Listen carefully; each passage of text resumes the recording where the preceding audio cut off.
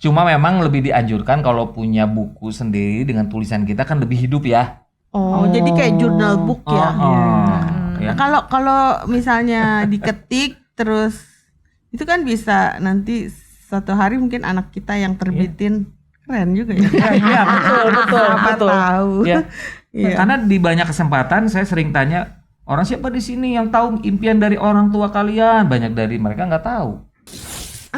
Senang ya kita hari ini kedatangan tamu suami istri Julie dan Philip. Thank you ya udah mau thank you. main-main ke markasnya.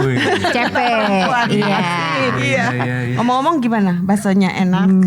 Wow, kalau namanya bakso ya, udah kenyang, lapar lagi. Terus? Tapi tadi apalagi ada rujaknya tuh. Iya. Ya kan ada Seger ya? filosofinya kan? Seger. Rujak tuh. Ada filosofi rujak? Iya, rujak. Rujak itu. Hai. Udah Eros. Saya telat ya. Udah duluan nih. Kak Philip, Kak Julie, apa kabar? Ini aku mau kasih PR nih. Udah selesai. PR. Dia. PR Coba apa dicek nih? dulu. Ini PR yang Bikin PR. bukan sembarang PR ini. PR apa, ya. Ros? Bisa diceritain? Ini PR, aku disuruh bikin yang namanya. Tunggu. Mendingan kita ngobrol sama para perempuan. Oke deh. Yuk iya. kita ngobrol. Yuk.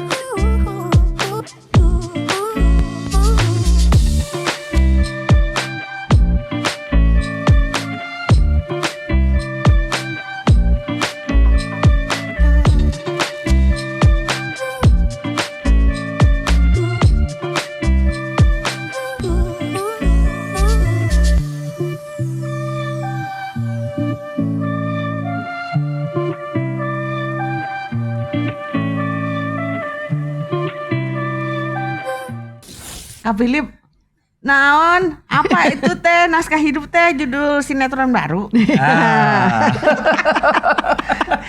Ayo Apa itu? di-share. Penasaran ya? Iya. Ya. Ya pasti setiap orang itu kan pengen punya kehidupan yang lebih baik. Pasti. Ya, bahkan saya sering kali bilang di banyak kesempatan ya bahwa yang menciptakan kita itu punya mimpi yang besar banget buat masing-masing kita, ya. Bahkan lebih besar daripada mimpi kita sendiri. Ya. Orang tua kita punya mimpi buat kita.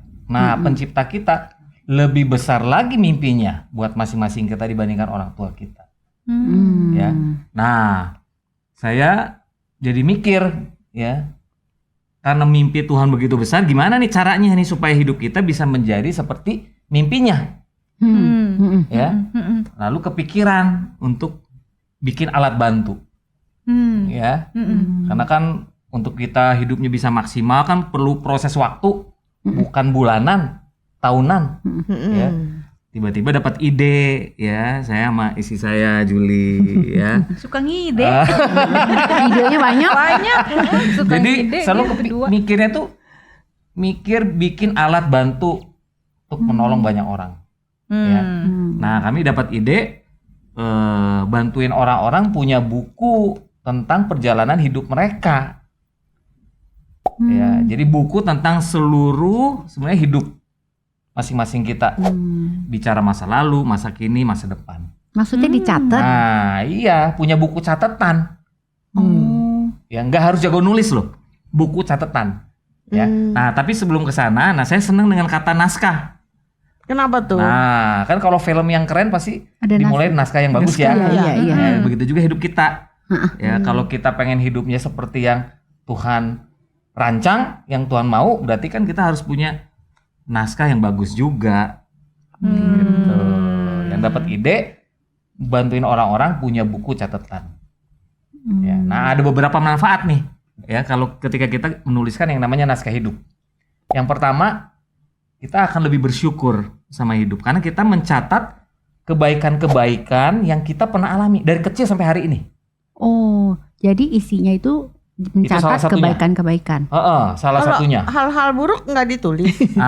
Yang membangun, kecuali hal-hal yang sudah membuat kita hidupnya udah lebih baik. Misalkan dulu malas, ya, sekarang udah rajin, boleh. Udah bisa diatasi ya. Ya, jadi pas kita catat itu kan hari ini kita baca, kita tetap termotivasi. Ya, anak kita baca, pasangan kita, sahabat kita baca, mereka juga jadi semangat. Tapi kalau dulu malas sekarang masih malas ya jangan dicatat. Nggak menginspirasi siapapun. Ya. Pokoknya kalau pengalaman jeleknya menginspirasi boleh dimasukin di. Jelek. Ya, pengalaman yang sudah berubah Iya. ya ke arah yang lebih baik, Iya. masukin di naskah hidup. Ya. Nah, contohnya apa aja nih kebaikan-kebaikan yang kita pernah alami? Banyak. Ya. Pasti namanya kita hidup kan pernah ngalami masalah ya, tantangan ya. Iya, Ya. banyak lah. Pernah ngalami jalan keluar juga dong. Iya. Ya, nah kita catat. Hmm. Ya, dulu mungkin pernah sakit, sembuh, catat. Ya, kebaikan-kebaikan yang kita pernah terima dari orang tua kita, dari kakek nenek, dari sahabat, dari tetangga, dari guru, ya. Ya, sampai hari ini kan pasti banyak orang yang udah Tuhan kirim bantu kita kan. Iya. Kita catat. Oh. Tuh. Ya. Terus itu kan kebanyakan udah nggak ada guru-guru kita waktu kita SD. Iya. Terus kayak nenek kakek kan udah almarhum, udah nggak ada gitu ya. Iya. Iya. Dicatat ya kenang-kenangan Betul. mereka. Iya. Betul. Nah, apalagi kayak gitu. Jadi kita harus duduk diam merenung catat. Ya, dulu yang pernah dilakukan ayah saya Nilai-nilai seperti yang apa sih? diwariskan. Dari ibu saya apa yang saya belajar, ya kebaikan apa yang sudah pernah ibu kita lakukan buat kita, ya guru yang baik mungkin yang berjasa dalam hidup kita, ya kita catat, ya atau siapapun lah, ya pasti udah banyak mungkin puluhan bahkan ratusan orang tuh Tuhan udah kirim, ya orang-orang yang menginspirasi hidup kita, ya Iya. dan masih banyak lagi kebaikan-kebaikan yang kita udah alami. Berarti dari kita kecil sampai sekarang gitu ya? Ya. Diurut berarti? Betul. Oh. Ya. Nah, jadi memang perlu harus apa ya, proaktif, ya. Jadi kita juga misalkan, waduh nggak banyak kenangan nih dari kakek nenek, ya apalagi mungkin ada yang belum sempat ketemu, kakek neneknya udah nggak ada. Nah, kita harus proaktif, tanya sama orang tua, tanya ke papa kita, tanya ke mama kita, dulu tuh kakek tuh kayak gimana sih, hal positif Atau kalau yang masih kecil diajarkan sama kadang-kadang papa suka mama. lupa. Ya, jadi kita gali, ya. Nah, itu salah satu ya, Iya. ya. Nah, kebaikan-kebaikan yang kita lalui juga kan banyak. Ya, Iya. nah kita perlu catat.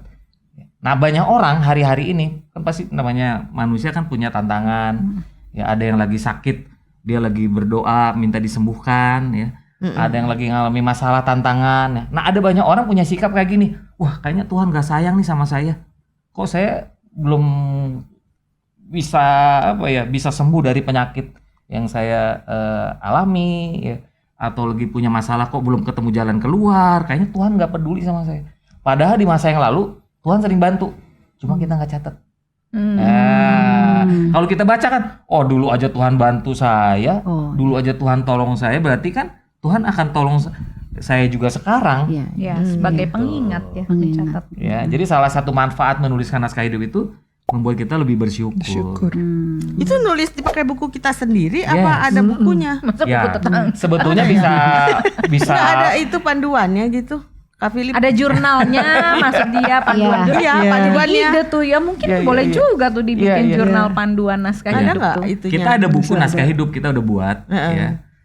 Memandu. Jadi 20% menjelaskan apa itu naskah hidup, 80% ya, orang-orang tinggal ngikutin pertanyaan-pertanyaan panduan. Ya, pertanyaan-pertanyaan panduan. Jadi orang tinggal belajar nginget. Misalkan apa kata-kata dari ayah kita yang kita nggak pernah lupa, ya. Apa kata-kata dari guru kita yang menginspirasi kita, ya. Atau dari tokoh-tokoh yang menginspirasi kita, apa kata-kata yang kita selalu terkenang dari mereka, misalkan seperti itu, ya. Nah, itu ada panduannya. Ada e-booknya. Ya, gitu. Ya, di beberapa kesempatan sih bilang pakai buku sendiri juga bisa sebetulnya. Ya. Atau sekarang Nih kita kayak ketik Roslyn aja. nih. Udah Kita dicatat. ketik langsung di itu. Bisa. Ya bisa, Di komputer. bisa via ya di komputer bisa, di HP bisa. Cuma memang lebih dianjurkan kalau punya buku sendiri dengan tulisan kita kan lebih hidup ya. Oh, jadi kayak journal book ya. Ya. Nah, kalau misalnya diketik terus itu kan bisa nanti suatu hari mungkin anak kita yang terbitin. Keren juga ya. Iya, betul. Tahu. Ya. Iya. Karena di banyak kesempatan saya sering tanya, orang siapa di sini yang tahu impian dari orang tua kalian? Banyak dari mereka nggak tahu. Karena orang tuanya nggak punya buku catatan. Iya. Apalagi orang tua yang nggak pernah cerita. Nah, ya. Nah, apalagi kalau kita tanya apa mimpi dari kakek nenek, lebih nggak tahu lagi. Nah, artinya kan kalau kita nggak catat, suatu hari kita dilupain juga dong. Iya. Ya, harusnya kan apa yang kita catat itu menjadi dongeng terindah nanti buat anak cucu kita. Ya, kisah, ya perjalanan hidup kita, hal-hal baik yang kita pernah lalui. Jadi mereka tahu, oh dulu papa mama saya itu pernah ngalamin tantangan yang berat ya, tapi kok bisa menang. Ya, jadi mereka bisa belajar banyak gitu. Ya, oh ternyata papa mama tuh bisa seperti hari ini berhasil. Oh karena Tuhan kirim orang-orang yang membantu misalkan. Ya, jadi lebih dikenal. Gitu. Iya. Ya bagus juga ya untuk bukan cuma buat kita mengingat, terus kita juga bisa mewariskan ya Iya. buku itu ya. Mungkin Kak Philip bisa jelasin juga nih Kak Acel sama DJ ya, maksudnya kan ada masa lalu. Nah kalau masa kini apa tuh yang ditulis? Apa kayak buku harian kah? Nah kalau masa depannya apa tuh yang ditulis, kan belum terjadi gitu. Iya.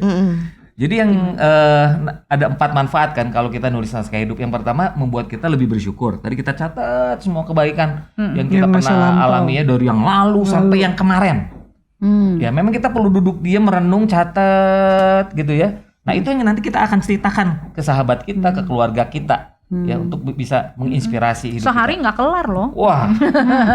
Yang kedua, Panjang itu. Panjang. hidup kita lebih terarah. Karena di naskah hidup itu ada pertanyaan-pertanyaan tentang mimpi-mimpi kita, cita-cita kita. Untuk yang masa depan ya. Ya untuk masa depan.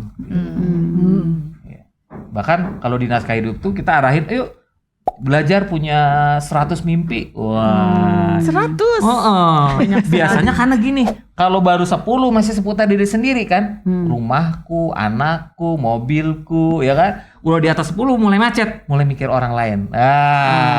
Ya mulai mikir, wah aku harus punya, mungkin ya digerakin untuk bantu orang, jadi punya anak asuh, ya bisa mungkin bikin apa sekolah Nanti rehab, gratis, ya untuk rehab, macam-macam. Nanti Tuhan kasih ide, ya kepedulian, ya mimpi-mimpi yang bisa membuat kita lebih peduli sama orang. Ya, mungkin Juli mau tambahin? Iya, kalau untuk dream kan kalau kita mencatat apa yang kita mau ke depan, pasti dengan sendirinya mendorong kita untuk mencoba lagi tuh hal baru. Oh yo dong, apa nih yang saya perlu persiapkan diri untuk goal ke depan. Ya, jadi buku itu akan membuat kita jadi lebih semangat. Mungkin sekarang belum nih, terus sekarang belum punya rumah. Kan kita membuat goals, mimpi kan nggak cuma sekedar mimpi ya, tapi ada goalnya, misalnya berapa tahun nih saya menabung untuk punya rumah. Itu kan membuat kita semangat kerja, misalnya kayak gitu. Ya, ada step-step yang kita perlu bikin. Ya. Itu bikinnya berdua. Misalnya mau nabung itu berdua apa sendiri-sendiri? Kalau ini sih lebih baik sendiri-sendiri, tapi kita bisa saling share dengan orang-orang terdekat, orang tua, dengan pasangan, ya, untuk dengan teman sahabat. Nah itu juga kita bisa saling share. Oke. Jadi saling mendukung. Jadi kalau kamu tahu saya punya impian apa, kan sebagai sahabat bisa Saya mendukung. bisa support. Nah, yang banyak ya. Tolonglah. Keren banget. Tolonglah. Ada yang mau support ini. Iya. Jadi yang dicatat itu mimpi-mimpi kita, ide-ide yang kita dapat, ya kita catat, ya. Kayak Thomas Alva Edison. Ya, aku baca biografinya, dia mencatat 3.500 ide. 1.000-nya dipaten. Wow. Iya. Nah, ada penelitian, ini menarik. Jadi tahun 54 ya di Yale University ya dibikin satu survei ke 100 mahasiswa. Apa mereka punya yang namanya impian? Ya, 60 orang mahasiswa, 60% nggak punya. Yang 27 orang ragu-ragu. Ya, 10 orang ya impiannya kuat, ya, tapi hanya 3 orang yang impiannya kuat dan dicatat. 3 orang. 3 orang punya impian dan dicatat. 20 tahun kemudian hidup mereka dilihat, yang 60 orang hidupnya biasa-biasa, nggak kekurangan, Karena mereka juga orang-orang pinter kan. Iya. 27 orang lebih baik dari yang 60. Yang 10 orang luar biasa karirnya bagus. Yang 3 orang menginspirasi bangsa. Nah kita mau ada yang mana nih? Ya termasuk golongan yang mana? Yang 60, 27, Catat. 10, Jadi 10, Apa 3? atau 3? Ya, jadi kita harus punya buku catatan ya karena kita punya keterbatasan, kita gampang lupa. Iya. Kalau kita nggak catat, Dicatat, lupa. ya, apalagi kayak kebaikan-kebaikan dari kecil sampai hari ini, wah pasti mungkin udah ribuan ya. Iya. Nah kalau kita catat, kita duduk diem, wah kita akan bersyukur lah. Ya, Iya. Karena Awalnya terlalu malas banget sih. Aduh. Iya. Iya kan? Iya. Terus begitu keinget gimana? Kan misalnya, oh iya ya, si ini pernah baik, jadi kita pengen cari kali ya. Iya betul. Orang yang Iya. pernah baik dulu Iya. sama kita, bikin Iya. kita bantu sukses. Iya. Ya. Jadi kita nggak lupa, diri ya. iya nggak lupa Iya. kebaikan Iya. orang. Jadi tahu diri juga. Suksesnya bukan karena hebatnya kita. Itu sebenarnya banyak orang yang bantu kita, nggak ada yang tiba-tiba orang hebat sendiri. Kalau mencatat gini kita jadi lebih humble ya, Iya, lebih gitu tahu ya. diri gitu. Lebih, ya. Ini jadi kayak cermin, kayak ngaca gitu. Betul. Benar-benar kita menelusuri diri kita dan benar-benar menemukan gitu. Iya. Juga bisa menemukan purpose Tuhan sih. Iya. Iya. Jadi yang pertama buat kita lebih bersyukur, yang kedua lebih terarah karena kita mencatat tujuan hidup kita, mimpi-mimpi kita, cita-cita kita di buku kita sendiri. Yang ketiga itu lebih dikenal sama orang-orang terdekat. Ya, misalkan yang sudah menikah, si suami punya naskah hidup. Jadi istrinya tahu, oh masa kecil suami saya itu seperti itu ya. Oh, apa yang selalu bikin dia happy waktu dia kecil sampai hari ini tuh apa? Mimpi-mimpi dia apa? Begitu juga sebaliknya kan. Oh, istri saya itu masa kecilnya kayak gimana?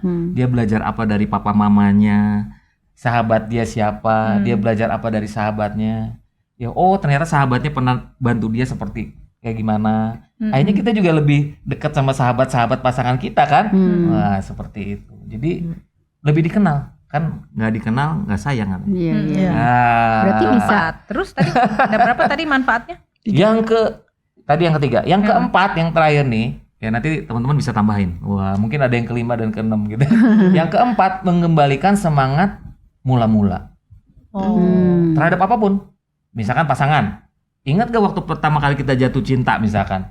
Oh saya Ya, ingat wah. waktu kalian berdua. Saya ingat loh. Gitu ya. Awal-awal ya. Waktu kalian berdua. Hadir. Ya.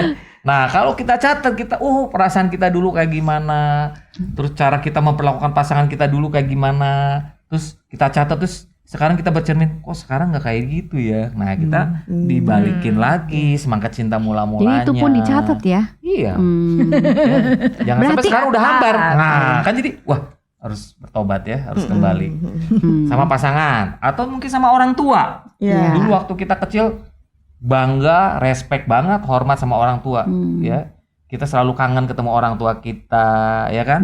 Ya, pertanyaan sekarang masih nggak? Iya. Masih respect nggak? Masih selalu kangen nggak sama orang tua? Ya, nah kalau enggak, ya kita dibawa untuk yuk kita kembali ke semangat Kembali cinta ke mula-mula mula-mula. sama orang tua kita. Dan ngomong tentang semangat dan cinta mula-mula, masih ingat nggak keyword kabogoh? Wih, Oh. Istilah-istilahnya dong, nggak ngerti ya. Istilah dia. iya. Jadi Coba di-spill. Jadi dia tuh ya WhatsApp, apa duduk bukan WhatsApp ya, kayak WA apa BBM, SMS. Oh SMS. SMS-nya ceritanya mesra-mesranya pakai bahasa Sunda. Oh. Tapi Juli nggak tahu bahasa Sunda. Ada Jadi Juli- penerjemah. Oh penerjemahnya.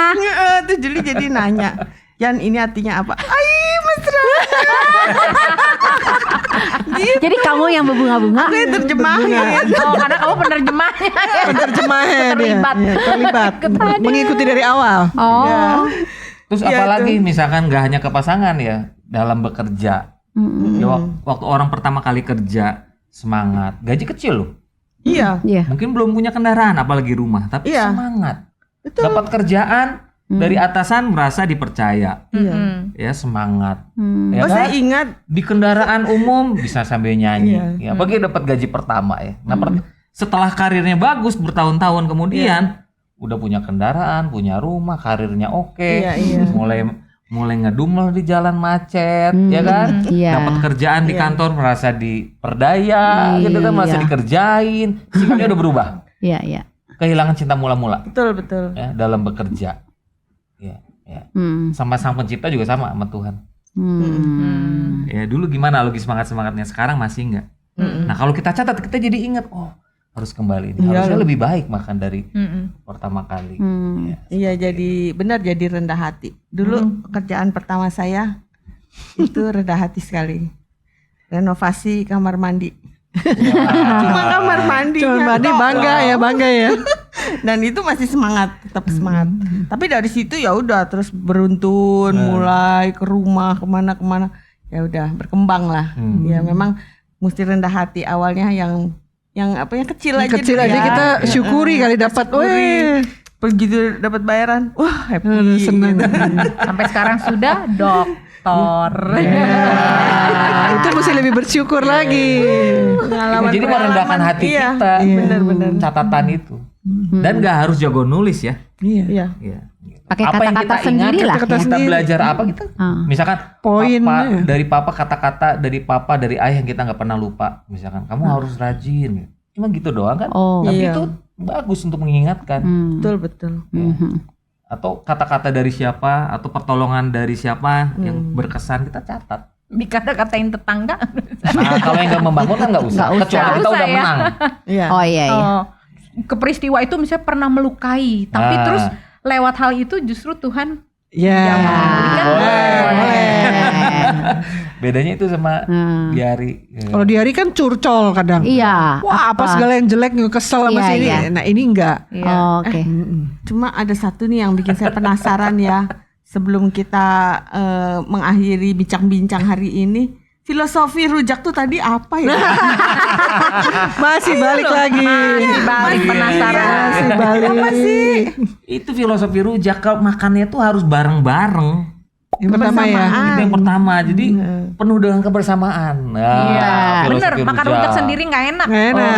Mesti rebutan. Rebutan baru seru. Iya. Terus ada Terus juga itu. buah-buahnya kan beda-beda tuh. Beda-beda. Ada mangga yang lumayan mahal, ada bonteng, timun yang murah gitu ya. Ada ubi, Ada yang manis, ada yang Asem. ada asin, manis, pedas, Iya. asem, ya. Berpadu. keras, lembek. Oh, jadi panganan yang enak. Iya. Itu Itu berbicara dirindukan ya. Bineka ya. Bineka Tunggal Ika. loh. Berbeda-beda dalam satu rujak Iya. tapi wis jadi makanan yang enak. Iya. 90% orang makan rujak tuh barengan. Ya. Kalau minum yang lain kan teh manis sendiri, Kopi sendiri. Kalau rujak tuh rame-rame. Gitu. Lebih enak, lebih enak. Semangat kebersamaan. Semangat. Oh, Jadi teman-teman jangan lupa filosofi ngerujak. rujak. Ya. Iya. Selama tetap Filosofi. ngerujak berarti masih tetap bareng-bareng. Bareng-bareng. Makanya sahabat perempuan terus bersama-sama kita nih di cerita perempuan supaya kita tetap semangat bersama-sama dan jangan lupa coba deh ditulis naskah hidupnya. Iya. Pasti sahabat perempuan akan mendapatkan manfaat yang besar. Oke, kalau ada pertanyaan, ada ide, saran, apapun mau cerita, silakan ada kolom komentar ya. Terus dukung kami dengan cara Like, share, and subscribe di channel Cerita Perempuan. Dari perempuan, oleh perempuan, untuk perempuan hebat, kita semua. Eh.